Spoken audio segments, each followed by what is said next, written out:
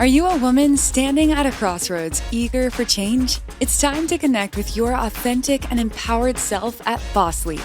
Join Dr. Sylvia Morris and Dr. Angela Walker in this empowering community where real-life stories of courageous and talented women inspire and motivate.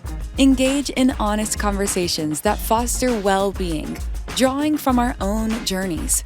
Let us guide you toward profound growth and transformation in both your personal and professional life. Here are your hosts, Dr. Sylvia Morris and Dr. Angela Walker.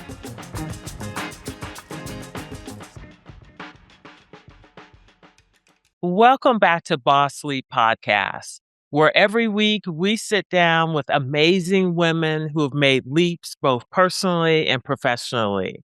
And today we've got a good one for you. Our guest is a physical therapist, a registered nurse, a nonprofit founder, and a wellness advocate, and honestly, a walking testament to what it looks like to refuse to quit. She is Ro Moore, the sister of our episode 64 guest, Carlista Conde. Talent clearly runs in the family.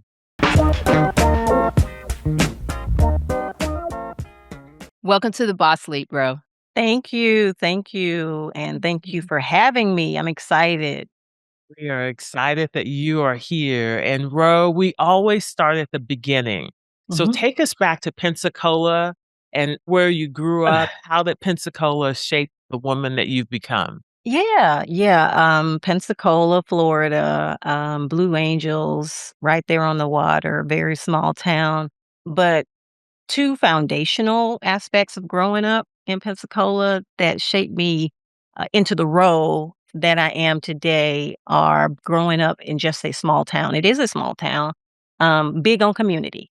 And everything is big on community. Everybody knew everybody, or they knew your people, so to say. So that influenced my disposition. I'm a very warm, a very personable person, just because it's a small town. You knew everybody hugged, and then it's in the South. And so that's just, that shaped my disposition growing up in that environment. Also in the community, there's really, to me, a premise that people are inherently good. That's just kind of what I grew up seeing, kind of the premise that people operated on in Pensacola. The second thing that really shaped who I am is growing up in the church. In Pensacola, back in that day, every corner there was a church, or a church, or people say church and a Walgreens, but a church and a church is shit. And You know that well. We grew up in the church, and the lady that raised us that was it. I think maybe 5 days a week we were in church. Wow. We were in church. Okay, you were really in church.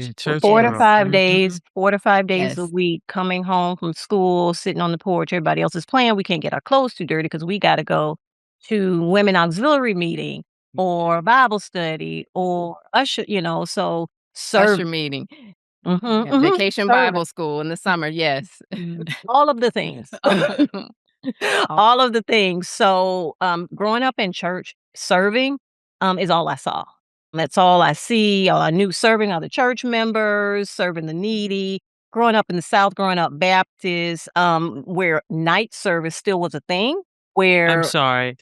I didn't grow up Baptist. What is night service? And night service, just what it says, night service. Morning and night. Like how the evening service and we call it night service, and it starts about 6 o'clock. So you're in church all day. Always. On a Yes. Sunday. But Sylvia, it wasn't instead of the morning service. it was in No, it's not an to. option. It's not like, I'm going to go to 8 o'clock or 10 o'clock. Right. Yeah. You go into church all day, then you're going to go get a church's chicken, come back to the church, and then you're going to have service at night. Oh, wow. We were Yeah. saving souls. Okay. Yes. So my point I was making was night service. We had, again, this is old traditional washing of the saints' feet. I grew up washing I grew up washing feet. Wow. And that was just a practice. I don't know if they still do it today, but in night service and communion, we have washing of the saints' feet. But I grew up doing it. I grew up doing it. I didn't necessarily know Miss So-and-so who was sitting next to me, but I had my bucket, I had my basin, and that's just what I grew up doing. And so when the question was kind of what shaped me, service was, I think I was just surrounded by That's service. And that's all I saw. I was on the usher board, the junior usher board, and you know, again, the serving part of it. Sunday school committee, I had to help my grandma bake cakes and cook food for people who didn't have, or, when people pass away, the community comes together for foods. I was always serving. And so all of that to say that was a big part of shaping kind of who I am, and that community did that for me. That's beautiful. So I hear definitely two main themes here. The growing up in the small town, I'm curious about that because I can definitely see how that can shape you in terms of like loving and caring, and you see, the goodness in people. I'm curious what you think about, and you can answer this after this. I probably shouldn't preface it as my second question, but what you think about like that small town feel today, now that there's social media and all of the other things that are out there for young people that are growing up, they may not just have that coddling or the caring and the small town feel where they get the also everything from outside. I wonder if they have that same type of feeling. Yeah, I go home quite frequently. We were just there Hmm. last week. I will say it's growing, and growth brings things. Add Good on, and bad. but good and bad. Add on social media, all of the things that technology. But I will say something. When I went to church, there's still the church still is that nucleus of that community. Not so much, in the projects we used to live, but that church, it's still where you are going to have that, the feeling that I was talking about, that Yes, intimate kind of, so the church Community. community is community still, still it's there. still the nucleus outside of all of the social media. It's still there. That's It's beautiful. very much still there. That's Wonderful. beautiful. So Mhm. Yeah. you went to FAM. You are a rattler. I am, Uh, t- strike. Talk about going to FAM, and I don't know if you saw other people in your family that also went to FAM, but talk about your FAMU experience. Yeah, my sister and I, were the only ones in our, immediate family to Carlissa go. Yeah. Conde. Yeah, Okay, Carlissa episode Morconde. 64. Please check Yeah, it Carlissa out. Morconde, yeah, and we were the only 2 to leave and, go off to school in our family. And it was a choice for me. I got a scholarship.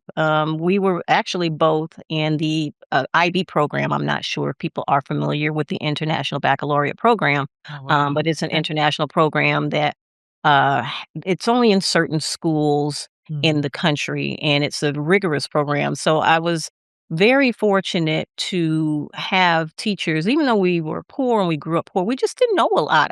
The people who were raising us didn't know, that was in their area, Mhm. but God really sent people. We had teachers, that saw for myself, things and potential, and I would have never known about this, and they would come and get us into all of these programs, and so, I got into the IB program, and I got 2 diplomas. I earned my, IB diploma, the International Baccalaureate diploma, and my regular high school diploma from That's Pensacola a High big School. deal. Yes. Yeah, Yes. and Mhm. what Yes. was so good about that, and they were so proud, there was only, I wanna say 10 blacks, I wanna say 10 black, people in the IB program in my class.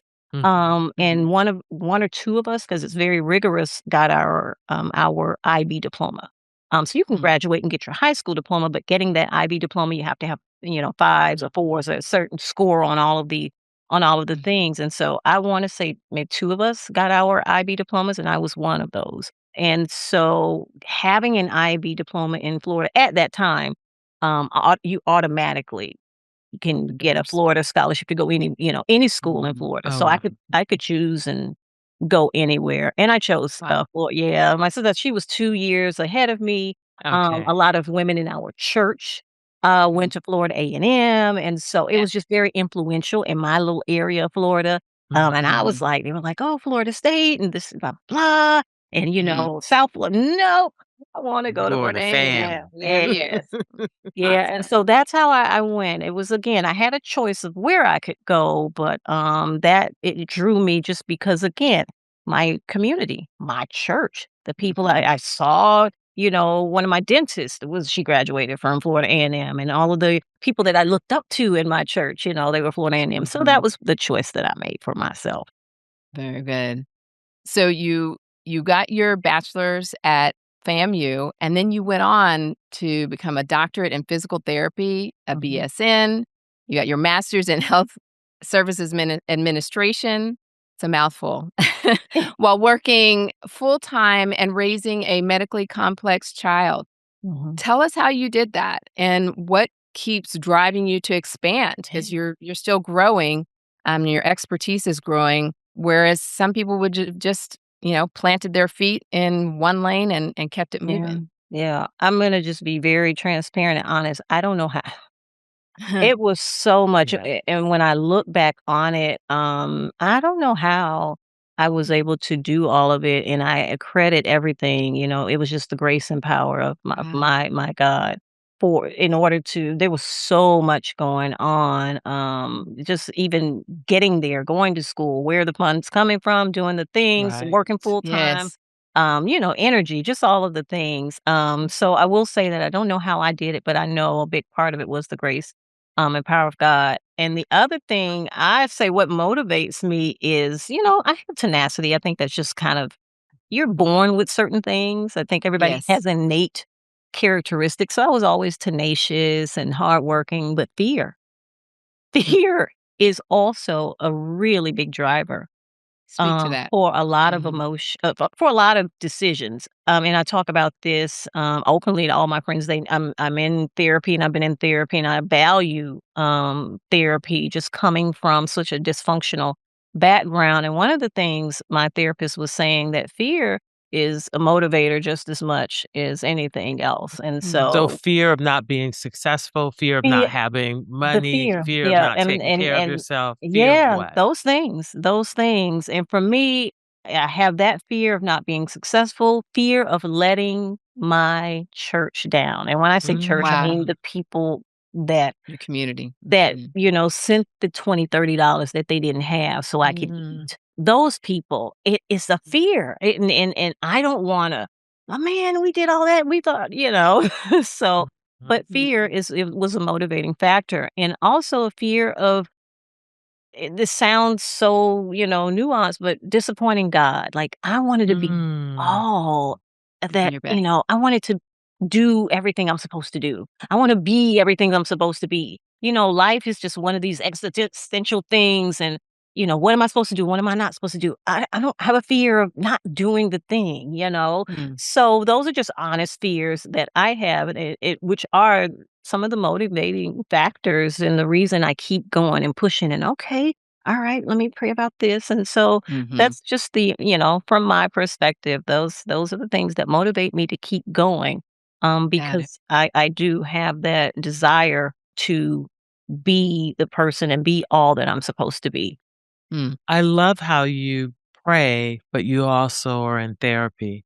I Oh, think that that's really, they important. can't go one. I Mhm. think traditionally we talked about traditionally it's one or the other. But as we learn Grow. and evolve and we have data access Yes. to us as we get older, you may, we think about things a little bit different. But yeah, I pray, but I also have a therapist. God has given gifts and talents to people who are skilled in that lane. You can pray, so but we still go to the Amen. doctor. Mhm. How about we Absolutely. that? still That's right. we still go to the doctor. And so again, I'm not into all the nuance. I don't have any stigma because I know what trauma and dysfunction and growing up in certain environments, I know what that does. And so for me and my family, decided, nope, this is the route that we're going. And, it's not a end thing. It's an ongoing thing for years. Mhm. And so, and I walk in it and I tell everybody knows, but it's just Everybody needs something. a therapist. Everybody. So, But, yeah. can I just say thank you? I think for your transparency, because first acknowledging God in your life and being entrenched and growing up in a life of service in the church, Mhm. there's somebody that's listening that Mhm. needs to hear that it's still okay. And actually, it may be what God is actually, asking you to do to complete that circle, Mhm. to help you, deal with some of the other things Mhm. in life. So Mhm. thank you for your transparency. Oh, you're welcome, and I from the jump, I'm a very transparent person. I don't believe people benefit from our facades. Hmm. Mhm. I don't think people benefit as much from our facades and our personas. Yeah. My gift and my purpose is to be a blessing, and I think transparency is what I have to Mhm. display in order for that to happen. So, Mm. Yeah. So, Ro, you are rooted in community and in service, mhm, and certainly your stellar academic background, mhm. but you also volunteer. Oh, And the Friends of the Elderly, you've been a volunteer since 2017, yeah. and you described this as one of your greatest joys. Can you tell us a Mhm, little more about mhm. that? Yeah, Little Brothers, Friends of the Elderly, it's a national organization, and they have them in different cities, Mm. Chicago, Cincinnati, and you can look them up. But it's like the Big Brothers, Big Sisters, but on the flip side. So, it's Okay. Oh, Big Okay. Brothers, okay. Big Sisters, not Yes, so for I was the thinking. it's for the elderly. And so, Wow. and Mm. I may have had this conversation with Dr. Morris. Elderly people and geriatrics is my lane. That is what touches me, just because of the people who raised us. We were raised and taken in by an elderly woman, raised in the church, constantly loved on by elderly people Mm, that Mm. guided us and guided me. And so I think I just have a special affinity Mhm. to, geriatric practice and elderly people. Kids, nah, get away. But a baby could fall out of a building. Oh my gosh, that's so sad. I'm not a heartless person, but let an elderly person fall out. Oh, I'm going straight to the president's desk. I'm falling on Got the you. floor. I'm rolling on the floor. You are the advocate. It's yes. Got you. just because of I think just, my background. But yeah, so I've been with them when I moved to Cincinnati, 2016. So, but I started with them and I love it. There is nothing I can't even describe it in words. The feeling. And you and people listening and you guys will know what that feeling is.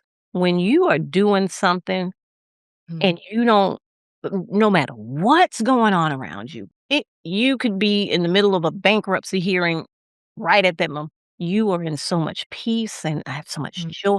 That is the thing. Mm. Working with the elderly. And so they have a building, they have events.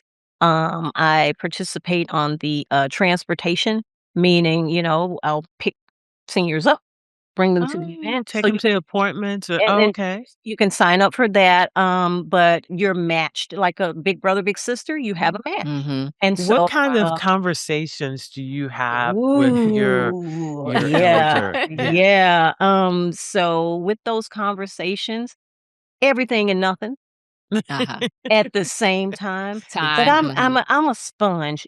I learn so much about life. These people have been where I'm Mhm. trying to go. Go. Mhm. Mhm. Different time, different place, maybe different in a background or so, but I'm just a sponge in life. And you can hear people's story and Mhm. it will inspire you. Like you are 94 years old and you did, so I have no Yes. complaints. We talk about everything, their childhood, but what's going on with me, what's going on with my son. It's just to be totally present Mhm. with somebody, and the whole goal of the program is, to prevent isolation. We have a Yes. lot of seniors, who don't have family, who don't have, Mhm. the surrounding support that they need, and so Yes. there's the purpose of the organization is to really reduce the risk of isolationism and Mhm. those sort of deals, and so Halloween every single holiday, there's an event. St. Patrick's Day, Halloween. I dress up. I have my costume on. I love sharing my pictures. St. Patty's Day, they have a really nice dinner. And my match, we went shopping. I took her shopping, and we found matching little sweaters, and we have our little That's so picture. We sweet. are Oh my matched up with gosh. green and all, and it was so. Yes. But I get so much joy when they Mm, are smiling and they are yeah. I think I have at this day, I'm counting maybe 35 mothers. I've been adopted maybe 35 times, and Yes. just that Nice. feeling that, you know what, Mm, they know I love them. They love mm, me and somebody cares. It just yeah. that brings me so much joy. All my credentials and education, all the alphabet soup and, Yes. honestly, I don't know if even that's even required when I get to the gate, but Yeah. what and how I made somebody feel, oh, Mhm. yeah, Can never take that's that that away. can't Mhm. take it away, and so I really enjoy it, and now I do a lot of traveling with a nonprofit, so I'm not as able to do the transportation, Uh-huh. but they have the calling ministry. They have the calling program where you call, "Hey, what's going on? Oh, How I bet are they you?" love that. Yeah, That yeah. just to get a phone call, Mhm. just to so Yes. they Mhm. have That's not that. spam. Yeah, it's not spam at all, and so, again, it's, Little Brothers Friends of the Elderly. They have them in all cities, but that's just been my joy. It's been my joy. I love it. Mhm. We would love for at the end to definitely a link. We'll definitely put those in our show notes. You're touching my heart right now, and I won't say more than that because I won't be able to hold it together. So I am going to move on to the next question. So let's just talk about building. You mentioned your nonprofit. So, Ro, tell us about Serenity Life Services Mhm. and what is it to build your own nonprofit from scratch? You just don't wake up one day and say, "Oh, nonprofit." I think everything and everybody has a purpose in life, and, I think we're given little bits and pieces, and for me, and I'm going to speak for me, I think I kinda ran away from it. God will put things on your heart sometimes for you to do or Mm, things, and I just kinda shied away from it. Everybody that cared about me and loved me, on me and made sure I can be the person that I am is dead. And mm, so I'm kinda getting into a little bit of the why, because you have to have a why in order to do, and I think God positions certain situations and circumstances to kinda build that around, but they're all dead. The woman that raised me, my dad, my favorite uncle, just close family members. And we're not talking sitting in a recliner watching all of your grandchildren grow up. We're talking dead 50s, 60s. We're not Young in the talking ripe grand scheme old of we're not things. talking yes. ripe old Yes. age dead at all. We're Mm, not talking Our that. age. And so, that stuck with me, not mm, in the moment, but retrospectively when I was kind of getting, God was putting things on my heart. Why? Why are all the people that I love, they all same etiologies? Renal failure mm. related to diabetes and Okay. hypertension, stroke Yes. related to hypertension, heart attack related to heart disease, hypertension, all of the things, right? And so I'm living this, experiencing this, and then I go to school and, you put two and two together and you're looking at it like, hmm, so that's kind of the underbelly of how it started. And that was my why.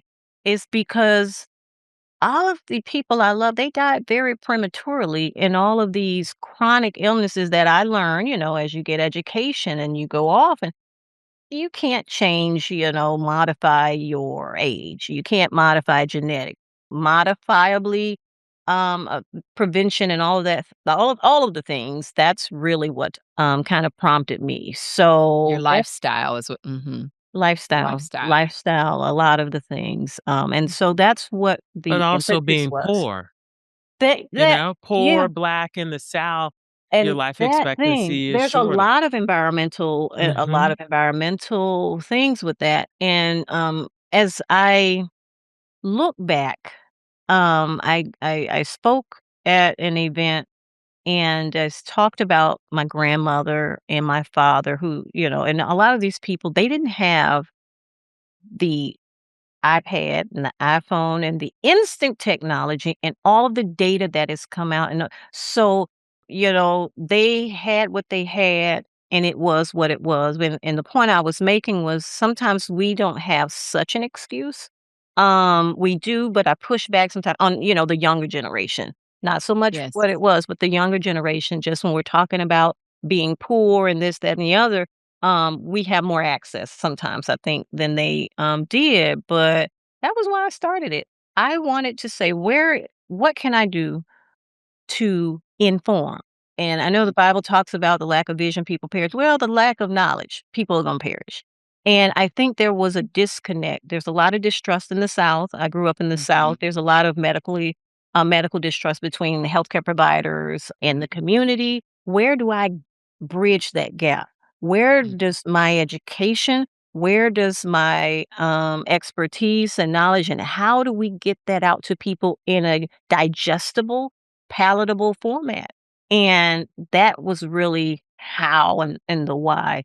We've got to get the information out there, and we've got to get it out there to people in a way that they can understand it, digest it, take it in, and be okay with it. In So order can you to tell us Ro, a little this bit can you tell us a little yes. bit how you do that?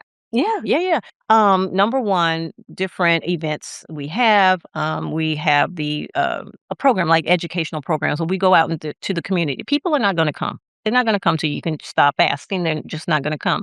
So we go into the community and have these. I guess they're like mini health fairs about a thing, heart hypertension. And last year we go out to where I know they are, and you can't run away because I know you're there. And we set up, and that one, it was focused on hypertension. Do you know how many people we reached? We were able to give away. Well, I can't check my blood pressure. I don't have a machine. Here you go. No, you don't. Sit down. You got it. Yep. Yes. Sit down. Mhm. And we were able to. We have donated machines. We have people to, and this is what your blood pressure is. Why is your blood pressure so high? We had a few calls we had to make and refer, but or either this, they didn't know what the blood pressure was. So we do again going out to the community and just reaching people real time, real folk, real talk. So, Ro, tell Mhm. us about your upcoming event. Oh, yeah, yeah, yeah. We have an event sort of like the same deal coming up, and it's for Men's Health Month, which is June, and similar to now, that we're going out into the public. This is for men, and it's a table talk event where men will show up. They're going to have free food. Again, Nice. this is where we're meeting people where they are. And we're going to dialogue and give information, evidence based information, fun information, relatable information about prostate, cancer, heart health, diabetes, chronic illness, all of the things. Mental Nice. health. We have a mental health provider coming as well. And it's Nice. just going to be an evening of dialogue and So, conversation. Men's Table Talk Hmm. is June 26th Yeah, at the yeah. Bayview Senior Center Yeah, in yeah, and Pensacola, Florida. Pensacola, Florida. Yeah, yeah. Okay. And Awesome. we are blessed that Dr. Morris will be helping us with that event. Dr. Morris will be moderating that Aha. event, and so I'm so happy It's my pleasure, my It will honor. be have her fantastic. participate in such an effort. But again, that's what we do. We go out into the community and put on these programs and education. We have a DME closet if people need What's DME? wheelchairs, durable medical equipment. Yes. It's expensive. A lot of people don't have insurance. Sometimes Mhm. this. When people pass away, sometimes Yes. they purchase the hospital bed. And so we've had people to donate it to us. We make sure it's working. And so Wow. we have a DME closet. I need a wheelchair. Oh, That's we have Ro, one. that is very exciting. So That is again, Mhm. tell us yes. again Say. when the event is, Mhm. where it is, and where people can find more information Oh, about yeah, yeah, yeah. Men's Table Talk. Any one of our programs, but the upcoming event on June 26th in Pensacola, and we do have two offices. Just the one to be clear, Ohio and Florida. Ohio, we're coming. We didn't forget. But in Florida on June 26th at 6 o'clock is at the Bayview Senior Center. It is the Men's Table Talk event. Free food. We've got Italian food sponsored by Carrabba's and Tuscan Oven. We've got all the fun. We've got prizes and everything, and it's going to be a great night. You can What call time our does it office. start? It's at 6 o'clock, and you can call the office if you want to register. It's limited space, so we need everybody to register. but you can register online at our website, www.serenitylifeservices.org, or call the office and we'll get you registered, 850-220-5510. And so we're Yeah. expecting a good turnout and people to come out and really get some good information. It sounds like an amazing time. If you've got the two of these ladies that are here with me today, I know it'll be fantastic. Yeah, And yeah. I know where both of your hearts are, and you're both in service to the community and making people well. So wonderful. Let's switch gears a little bit, Ro. We have to talk about 2023. Oh. You, you fell down a flight of stairs, Mhm. an alar fracture, a disc herniation, Mhm. 3 months before your first half marathon Mhm. after Mhm. training for a year. Yes. So I know there are lots of lessons, but tell us, what did you learn about Ooh. yourself in that moment? And what's the message you want every woman listening to take from it? Yeah, funny story how it happened, but we won't get into that. Just avoid fuzzy socks on any type of slick Oh, surface. wow. Oh, I'm I'm yeah. already always cold with my imagining. fuzzy socks on. Yes. But yeah, I'm gonna be very honest with you. Going through that, I learned a lot about patience. And Mm, I don't mean patience as in waiting on things, patience, our clinical patience, the patients that we see. I'm able to empathize with my patients like never before, especially the patients that I see who suffered an accident or injury, broken a bone, chronic back pain, because I just know what that feels like, if that makes any mm. sense. So it makes me a better Oh, it clinician does. because I know what that feels like to not be able to sit, not to be able to this, that, and the other. So I did take that away from it. And to anybody listening and all the women, I think you said, what message would I say?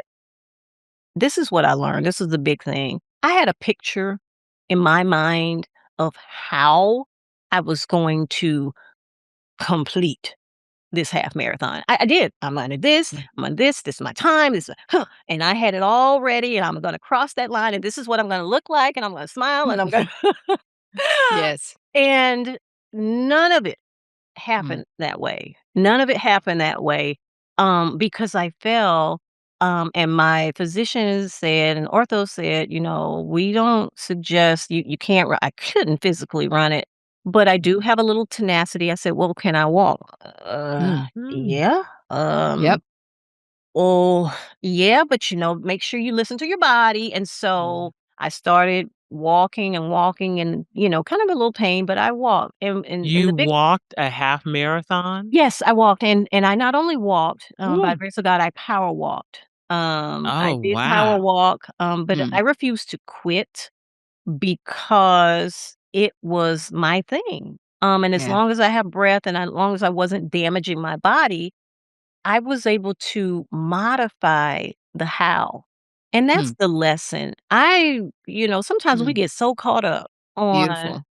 the how and I missed. I finished. I finished, You but crossed the finish line. I had to deconstruct the picture and accept a Mm. new Mm. possibility of another picture. And that's one of the things that's so funny, me and my, therapist have been working on for the last couple of years is deconstructing things and building new things. And Mhm. so having to deconstruct mindsets, deconstruct pictures and mental maps and being open to building, a new map, and that's what the biggest takeaway from that injury, and I was so thankful for it because I'm able to kinda pull back now. I had the time that I wanted to run on this half marathon. I didn't run at all. I walked, I Mhm. finished, and I felt good, and I Yes. did it. And And good. so that's it. We just have to kinda deconstruct the how. Wow. We have to do Is that. there a version of crossing the finish line that you're working toward now? I'm gonna be honest with you, I'm big on mental health. I'm trying to deconstruct finish line mentality and crossing the finish line, and Oh. we're working on that. Okay. And this is why I am not concerned about crossing the finish line. What I'm Mhm. working on in my life is perfecting the race that I'm running. I love Am I that. Love that. stretching? Am I pacing? Am I in time with the spirit? Am I it's so and just looking at it from big life situations, that's what I'm doing. I will get there. People get so finish line, go, and this is where Yeah. I want to be, and this is where I want to go. Am I running my race well? That is where I Perfecting the am. race you're running. I have to perfect how I'm running my race. And that is So that's the journey that I'm on now. And so I was love that. so goal oriented and getting to that finish line and I missed it. And so for me, that is the thing I'm on is how am I loving people on my race? Mhm. Am I taking the Mhm. time to smell the roses on my race? Am I in tune and in timing and not going before the spirit tells me to do something on my race? So I try not to be so much a finish line person now. And it's Mhm. working well for me. Because we miss Well, so many things along the way, and really Mhm. it's the journey, Correct. it's not it is. necessarily the goal. Yeah, yeah, Yeah. yeah. Yeah, because Mhm. sometimes in the midst of running the race, the goal changes or the finish How line is about in a that? different direction. So, Correct, and you've gotta be able to pivot and yes. adjust and be okay with you're gonna Mm. end up where you're supposed to be. That finish Yeah. line is gonna be where it is, whether it meanders or not, so Yeah. Love yeah. that. Love the image of all of that. So thank Yeah, you. that's where I am. Mhm. So that goes towards an area that we love to talk about, in terms of self-care, and for me, Mhm. that's kind of like mental self-care, and you Mhm. teach wellness for a living. You've lived through some of the hardest physical and emotional seasons a person can face.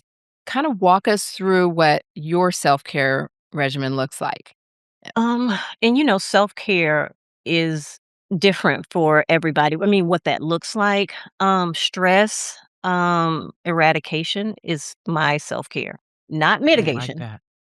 Massage, I mean, Eradication. I didn't You say said stress. eradication. Cation. No, Okay, I no, no, like no, no, that. no, we're no, no, no. listening. How do we do that? No, Please no, tell no. Yeah, me. and that's the deal because we can manage stress and mitigate, but I gotta get it whatever that thing is, I have to find Mm, a way and work to a way if it's this particular job. And I've had clinics and patients or, where it was so my cortisol level was every day. Yes. You're going mhm, to encounter things at work and in life and in business, but I work and my goal is, oh, this is not good for me. How do I mhm, eradicate that? If it's a personal situation, mhm, if it is a, financial situation, you know what? Something's gotta go because I mm, am more in tune with my body, and so my self-care first is looking at my list and that I come up with what needs to be eradicated.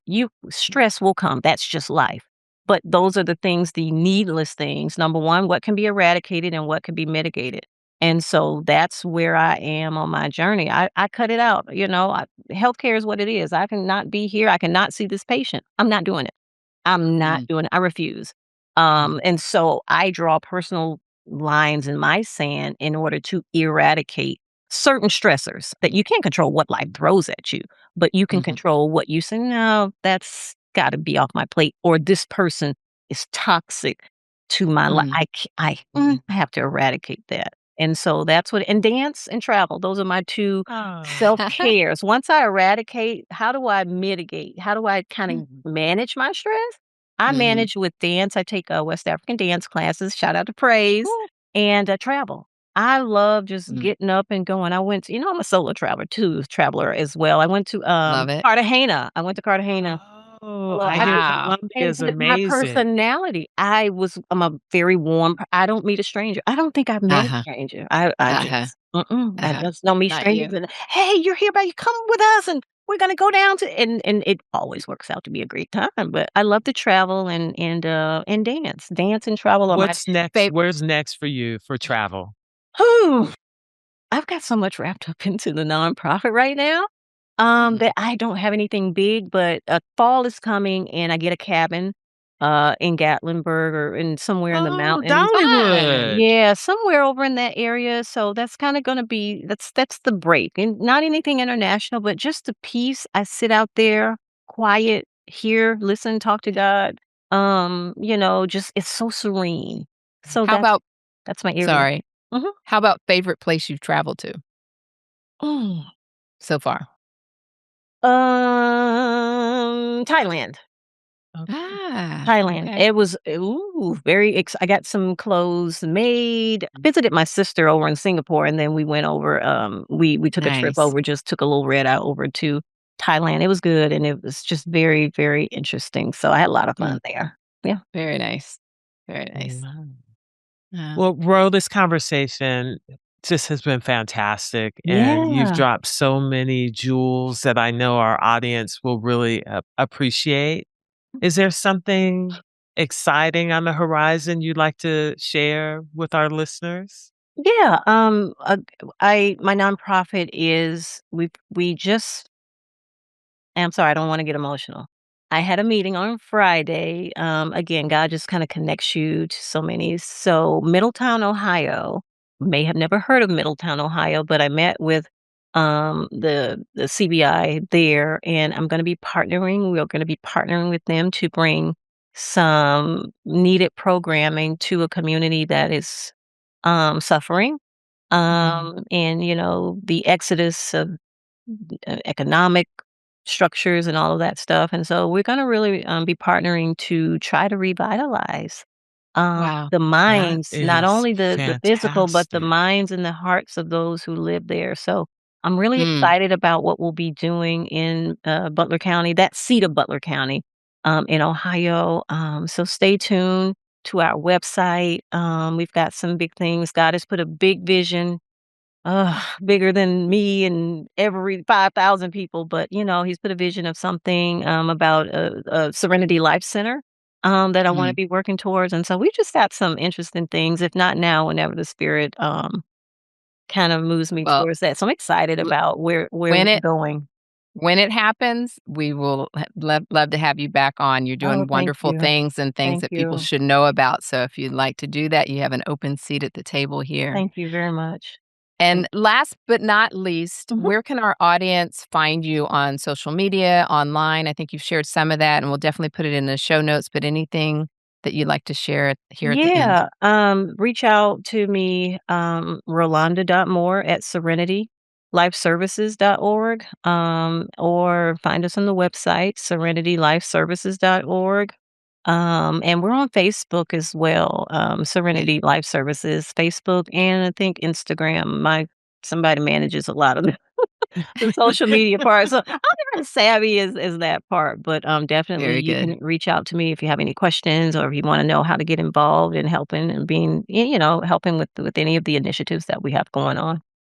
Wonderful. Bro, we are so grateful that you brought all of yourself and were so transparent for our conversation today, Oh, because this is exactly what Boss Sleep is about. yeah. Thank you guys Absolutely. for having me and thinking of me to even join the ranks of the people and the women that have come before me on your previous podcast. So I appreciate Oh, that opportunity. thank you, thank you. Hmm. Oh, thank you so much. Well, we'd like you all to go find Dr. Rowe Moore, follow her, support her work, which is so meaningful, and share this episode with every woman in your life who needs to hear it today.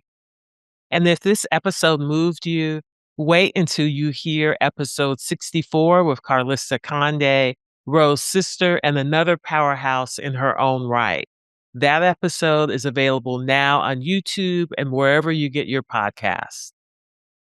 And new episodes drop on Wednesday, so make sure you're listening, liking, sharing, and definitely subscribing on YouTube so you'll never miss a conversation and we can reach out to more. May you be well. That's a wrap on another episode of Boss Leap. May this conversation enlighten your path toward personal growth and professional empowerment. For more thought-provoking and eye-opening discussions like this one, head to our website at bossleappodcast.com. Always remember to celebrate your wins and trust yourself. A positive mindset can push you out of your comfort zone and into far greater heights. Until next time, may you be well. Before we go, there's one more thing the lawyers have asked us to include. It's the legal language, and you know how doctors love lawyers. This podcast is presented only for educational and entertainment purposes. Although we are doctors, on this show, we are just your friends. This podcast is not intended as a substitute for the advice of your physician, professional coach, psychotherapist, or other qualified professionals. Understood? Awesome. We'll see you in the next episode.